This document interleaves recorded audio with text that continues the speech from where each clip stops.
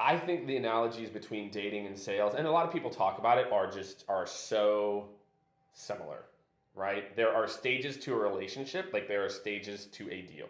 There is first date and dating, there's moving in together, and then there's marriage. Same thing in a deal. There's a discovery process. Do I like you? Do you like me? Etc. Then there's, okay, I'm going to loop some other people in, like you're going to come meet the parents, and like I'm going to bring these people in.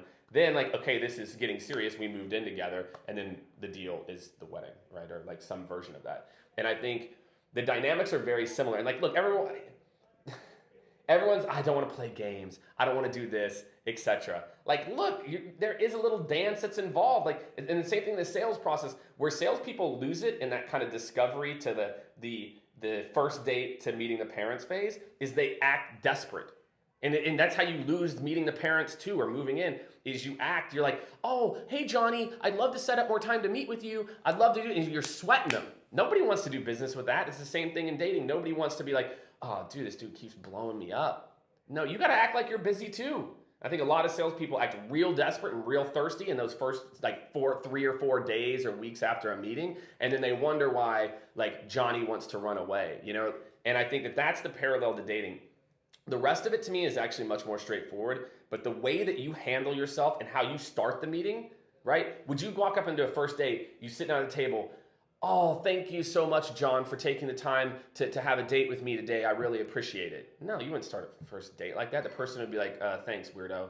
And then as you have those same desperation things that you say, you know, act like you belong there. Act like you like deserve to have a date with this person or have a discovery call. That's where a lot of salespeople, they feel like they are subservient. I feel like I've always felt like I'm a peer. When I'm 26 talking to a 50-year-old HR executive, I know more about the topic I'm talking about than that person does 100% of the time. Just because they've been in that role, I've always felt like I deserved to be there because I knew my lane. I knew this one thing. Now, they were smarter than me. They knew HR technology better than me, but I knew more about this thing.